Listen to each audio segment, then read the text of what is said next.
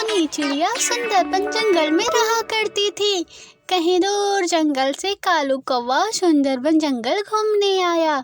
वहीं टूनी चिड़िया जंगल की सबसे खूबसूरत चिड़िया थी। कालू कौवा मौका देखकर टूनी चिड़िया को प्रपोज कर दिया। टूनी चिड़िया ने हाँ बोल दिया और टूनी चिड़िया कालू कौवा के प्यार में पड़ गई। टूनी चिड़िया को लगता था कि कालू कौवा दुनिया के सबसे खूबसूरत कौवा है और उससे कभी धोखा नहीं दे सकता। एक दिन टूनी चिड़िया की फ्रेंड आई और बोली, टूनी टूनी, कालू ना तुम्हें धोखा दे रहा है। वो तुम्हारे अलावा और भी बहुत चिड़ियों से बातें करता है और उन्हें अपनी गर्लफ्रेंड बनाने का नाटक करता है। वो सबको अपनी प्रेमिका बना के रख रखा है। वो तुम्हें धोखा दे रहा है। ये सुंदरी, तू पागल है क्या? कालू मुझसे बहुत प्यार करता है। वो कभी मुझे धोखा नहीं दे सकता। मेरे अलावा तो किसी चिड़िया को देखता भी नहीं है। हाँ टोनी टोनी, मैं सच कह रही हूँ, तुम मेरा यकीन करो। कालू कौवे को मैंने बहुत सी चिड़ियों के साथ घूमते हुए देखा है। वो तुम्हें धोखा दे रहा है। देखो, तुम्हें मेरी बात सच नहीं लग रही है ना? एक दिन तुम पछताओगी। तुम्हें सच्चाई जरूर पता चलेगी एक ना एक दिन। सुंदरी, मुझे कालू कौवे पे पूरा यकीन है। वो मुझे कभी धोखा नहीं दे सकता। चल भाग यहाँ से। चल भग भग भग, भाग यहाँ से जल्दी। मुझे भड़काने चली है। मेरे कालू मुझसे बहुत प्यार करता है। हाँ, ऐसे ही कुछ दिन बीत जाते हैं। कुछ दिनों बाद टूनी चिड़िया जंगल घूमने गई। वहीं एक पेड़ पे बैठ के उसने देखा कालू कौवा तो एक चिड़िया के साथ पंख में पंख डालकर बैठा हुआ है। टूनी चिड़िया को बहुत दुख हुआ और वो सोचने लगी, ये क्या? सुंदरी ने जो कहा था वो तो मुझे सच दिख रहा है। कालू कौवा किसी चिड़िया के साथ बैठा हुआ है। ये कालू कौवा ही है या कोई और है? मुझे नजदीक से जाकर देखना पड़ेगा। फिर टूनी चिड़िया नजदीक से जाकर देखी तो कालू कौवा ही था। फिर अगले दिन, कालू, तुम्हारी हिम्मत कैसे हुई मेरे साथ धोखा करने की और मुझसे झूठ बोलने की? अगर कल जंगल में मैंने उस पेड़ पे तुम्हें दूसरी चिड़िया के साथ नहीं देखा होता तो शायद मैं कभी यकीन नहीं करती कि तुम ऐसा कर सकते हो मेरे साथ। हाँ, अरे जब सच पता चल ही गया है तो फिर तुम यहाँ क्या कर रही हो?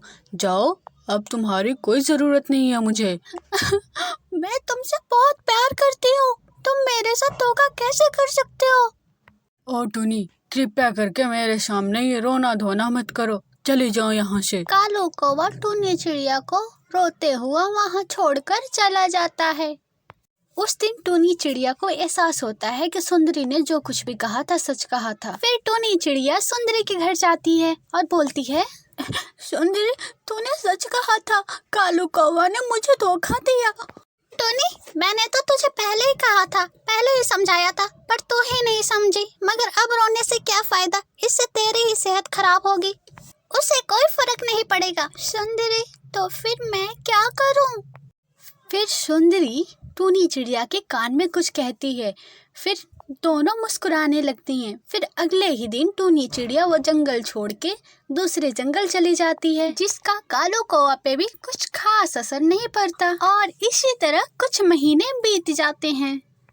आय हाय, आज मेरे भाई की शादी है। आज मेरे भाई की शादी है। ओहो, मेरा भाई तो आज दूल्हा बनेगा।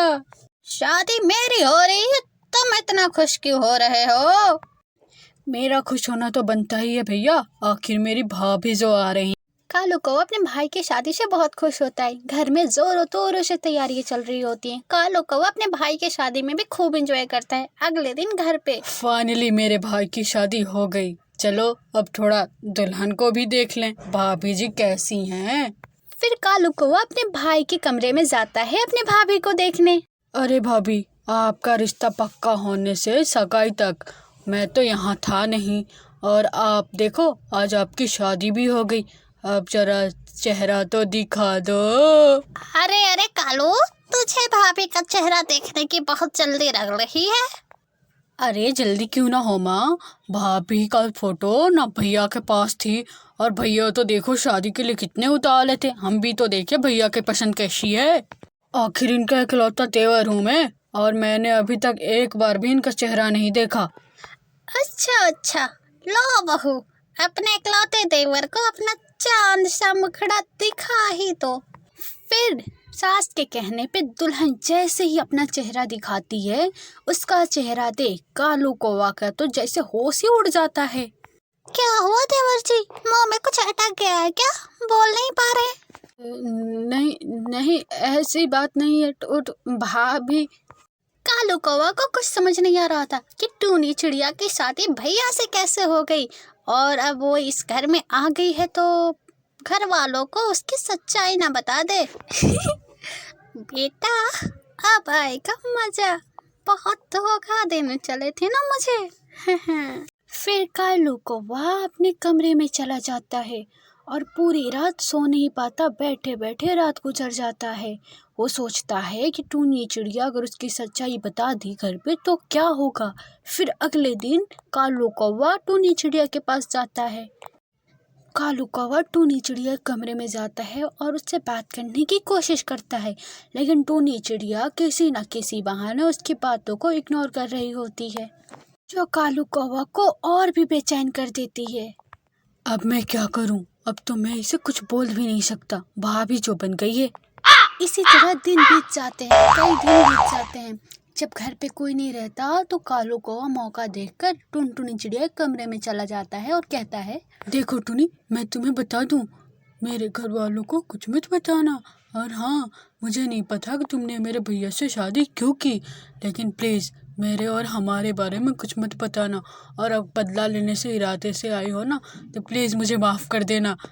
कालू कौवे के बात सुनकर टूनी चिड़िया को हंसी आ जाती है और कहती है, कालू तुम तो हमेशा अकड़ में रहते थे, फिर तुम्हें तो किसी के होने ना होने से कोई फर्क नहीं पड़ता था ना, और खास करके मेरे और होने ना होने से।